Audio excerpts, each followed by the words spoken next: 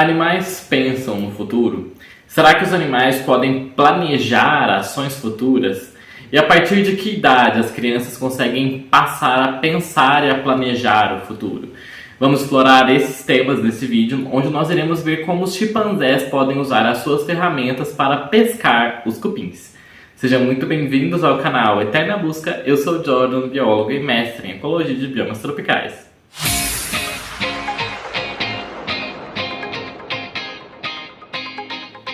Não há dúvidas de que os seres humanos podem pensar e planejar o futuro. De fato, passamos uma boa parte do nosso tempo vagando mentalmente sobre como será o nosso futuro. A capacidade dos humanos de pensar no futuro manifesta-se de várias formas.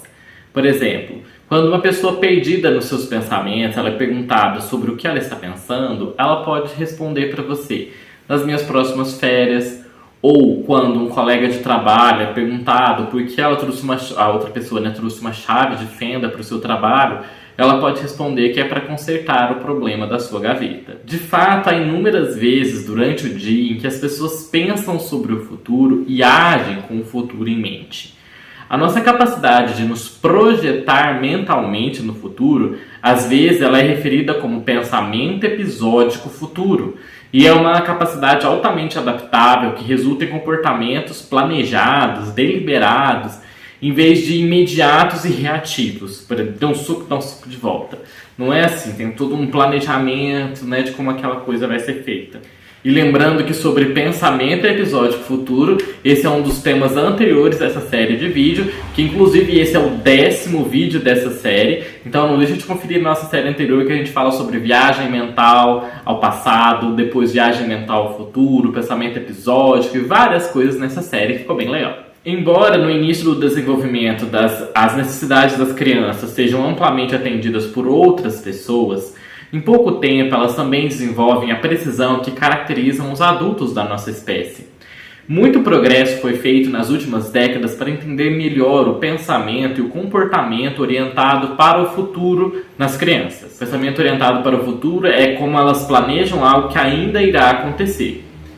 A pesquisa do desenvolvimento mostrou que a capacidade de pensar sobre o futuro se desenvolve entre as idades de 4 e 5 anos.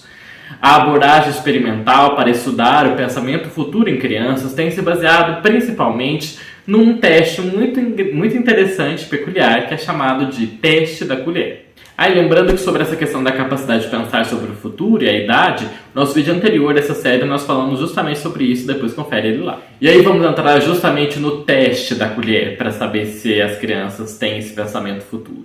O teste da colher ele foi inspirado em um conto folclórico da Estônia e também em uma proposta anterior de Sudendorf, em 1994, na qual uma jovem, nesse conto folclórico, ela sonha em ir a uma festa de um amigo.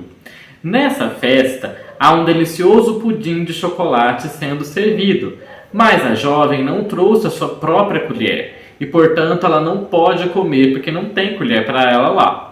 Na noite seguinte, ela coloca uma colher debaixo do travesseiro para evitar dela reviver essa decepção de sonhar com um pudim gostoso e de não ter colher para comer o pudim. Trazer a colher representa uma instância de um pensamento futuro, porque implica prever uma necessidade que ainda ocorrerá no futuro.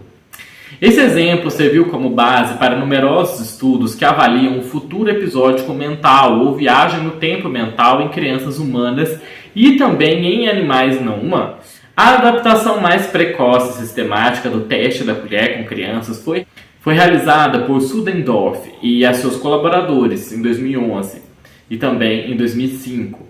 A configuração básica nesse estudo e em outros é a seguinte: as crianças elas vão ser apresentadas a um novo problema.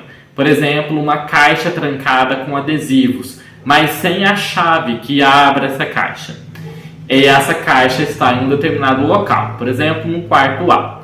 Depois de um atraso, elas são apresentadas a um local diferente, um quarto B, e lá elas são informadas de que eles estarão retornando para o primeiro local, que era o quarto A. No entanto, antes delas retornarem ao quarto A, As crianças são apresentadas com um conjunto de itens que incluem uma chave que pode resolver o problema que está no quarto A, que é da chave daquela caixa trancada. Se as crianças selecionarem o item correto, isso é variável dependendo do interesse da criança. As crianças também receberam uma versão alternativa dessa tarefa, no qual foram apresentadas a um fantoche, o Ellie the Elephant, que gosta de comer bananas, mas foi-lhe dito que não havia bananas no quarto para que ela possa se alimentar. Semelhante aos resultados da tarefa da caixa que nós escrevemos anteriormente, as crianças de 3 e 4 anos de idade, nessas condições instantâneas, tiveram um desempenho significativamente acima do acaso, considerando que apenas as crianças de 4 anos o fizeram na condição de atraso. A condição de atraso é que demorava um tempo entre ela sair do quarto A e ser exposta àquela situação de que ela vai ter como resolver o problema que ela tinha visto antes. Quando tem atraso é que ela vê o problema, passa um tempo e depois é apresentada a solução e depois ela volta. Esses achados sugerem que aos 4 anos de idade as crianças são capazes de lembrar de um problema passado e mostrar a previsão necessária para resolvê-lo mais tarde.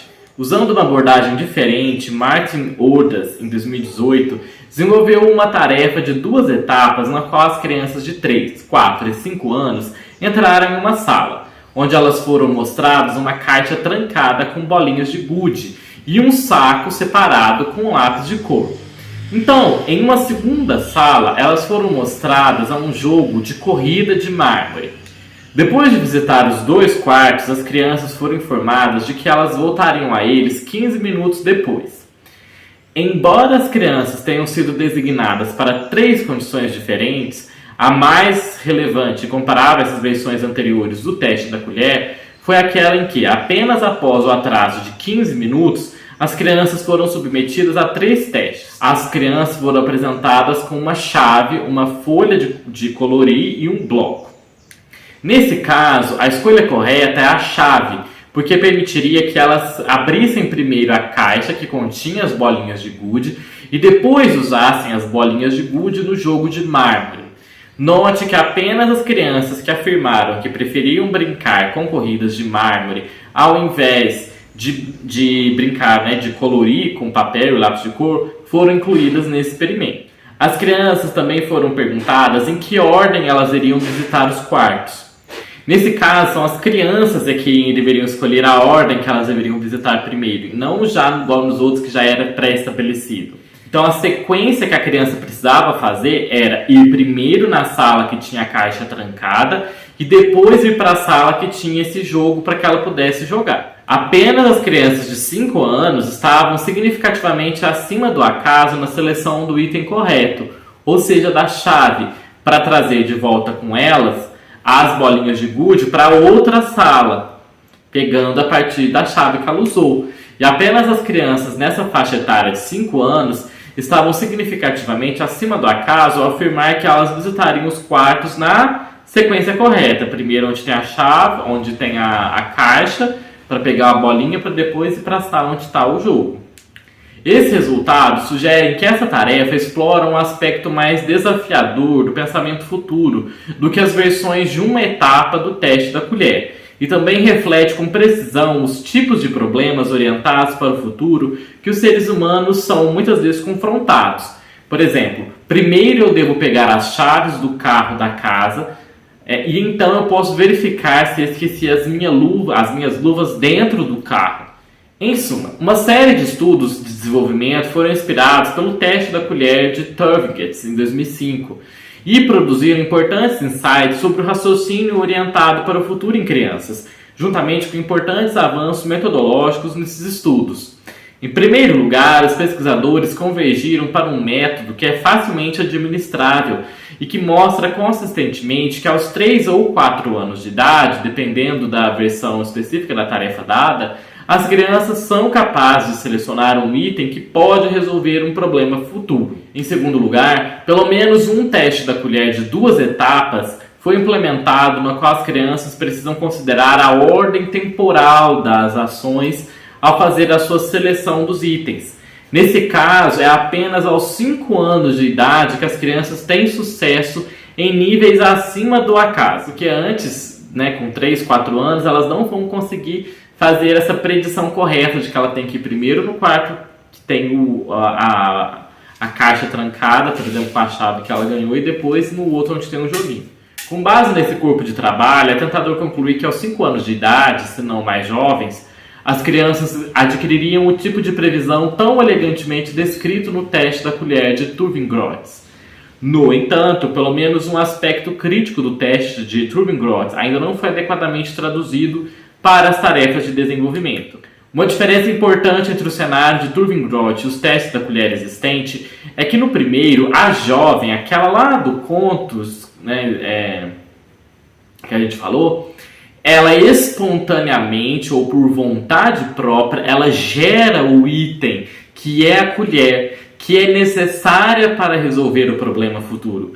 De fato, ninguém estabeleceu para ela um conjunto de escolhas, que, por exemplo, você pode escolher uma tigela, uma colher ou um copo, para que ela escolhesse, então levasse. São situações bem diferentes. Em contraste, as tarefas de escolha de itens existentes normalmente envolvem um conjunto pré-determinado de escolhas, incluindo a escolha correta e aqueles que são para distração, na qual as crianças têm que escolher. Usando essas opções de escolha forçada, é possível que as crianças estejam simplesmente reconhecendo que o item, no caso a colher, é necessária para comer o pudim, em vez de ela relembrar mentalmente o evento em questão, que foi, né, o que é sugerido no caso da jovem lá com a colher, e depois ela gera mentalmente o que é preciso para resolver isso, que é a colher. É uma situação mais complexa do que ela já tem as opções para qual ela tem que escolher. E aí, entrando agora no teste da colher em animais não humanos.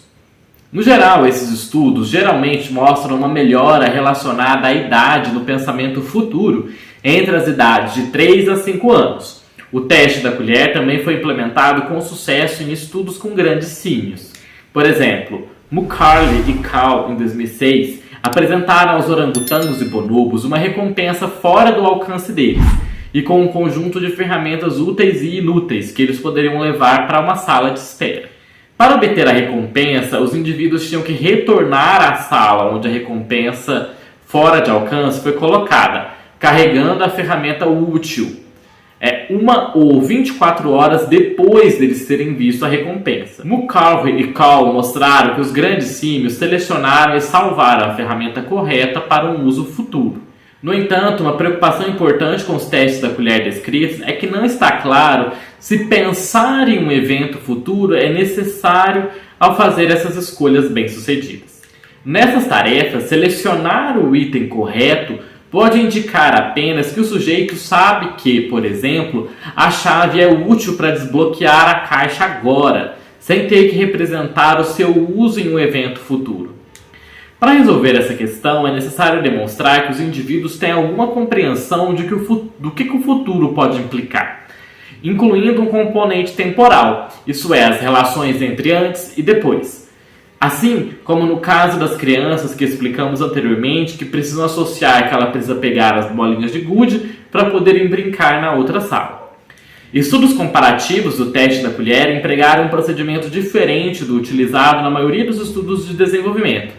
Especificamente, ao invés de inserir o atraso entre o episódio original e a fase de seleção, os estudos comparativos inseriram um atraso após a fase de seleção da ferramenta. Essa diferença dificulta um pouco a comparação entre os estudos, pois em todos os estudos comparativos há exemplos de um sujeito selecionando a ferramenta correta, ou seja, mas eles não transportavam essa ferramenta para a sala de testes após o atraso.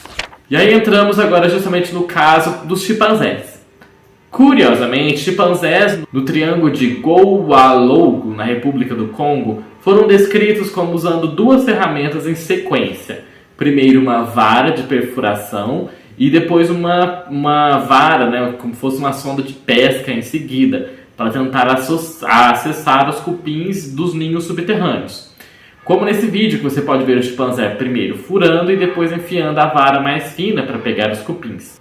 Os chimpanzés geralmente chegam aos ninhos com as duas ferramentas e, crucialmente, eles nunca foram observados apenas transportando a vara de perfuração, porque ela sozinha não seria eficaz para pegar os cupins.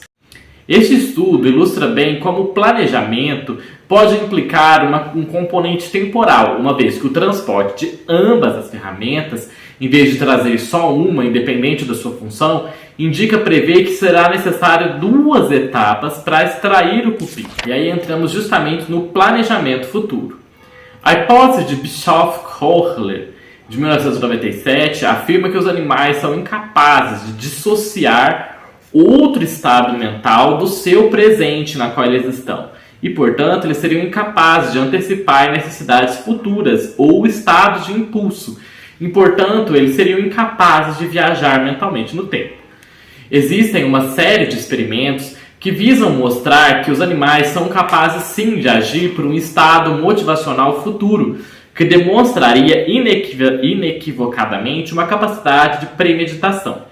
Nagsband e Roberts, em 2006, deram a macacos esquilos e a ratos que não estavam com sede um alimento que era um alimento gostoso. Porém, esse alimento induzia a sede. E depois eles privavam esses animais de água por um período de tempo. Os animais, então, recebiam uma escolha de quantidades.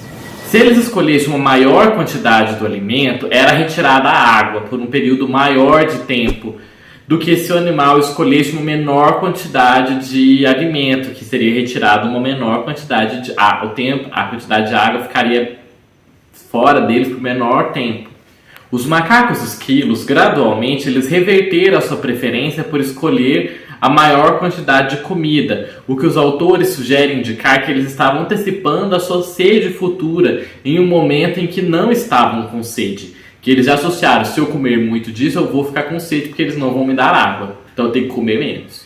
E aí nós entramos na questão do pensamento semântico do futuro em animais. O que então é o pensamento semântico do futuro em animais? Lembrando que pensamento semântico é o pensamento de concepções de mundo, de como o mundo funciona. E pensamento episódico são histórias de vidas pessoais.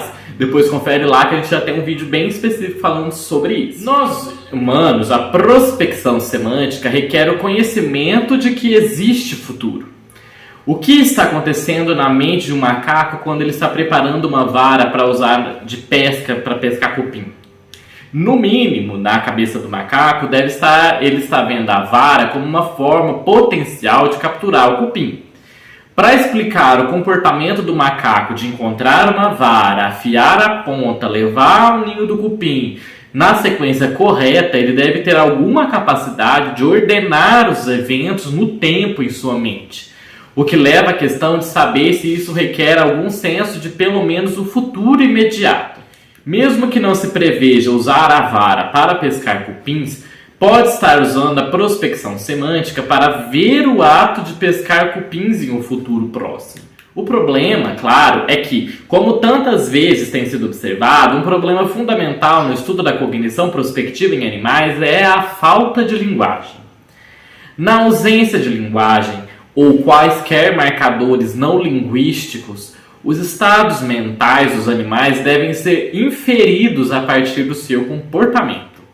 E vários estudos sobre memória mostraram que não há uma correlação necessária entre comportamento e experiência consciente, nem mesmo em nós humanos. O comportamento pode ser conduzido pelo conhecimento sem lembrar ou pela reexperiência consciente, sem que a pessoa, o animal, faça algo que evidencie isso. E aí por isso que é tão complexo a gente pensar sobre o futuro. E se você gostou desse vídeo, não deixe de se inscrever aqui no canal, que no nosso próximo vídeo a gente vai falar justamente sobre o impacto de pensar o futuro na nossa evolução humana. Então, não deixe de se inscrever. Eu vou deixar indicado o nosso vídeo anterior, na qual nós falamos sobre a relação do pensamento semântico e episódico e o pensamento futuro. Vejo vocês nesse vídeo e no próximo. Até mais!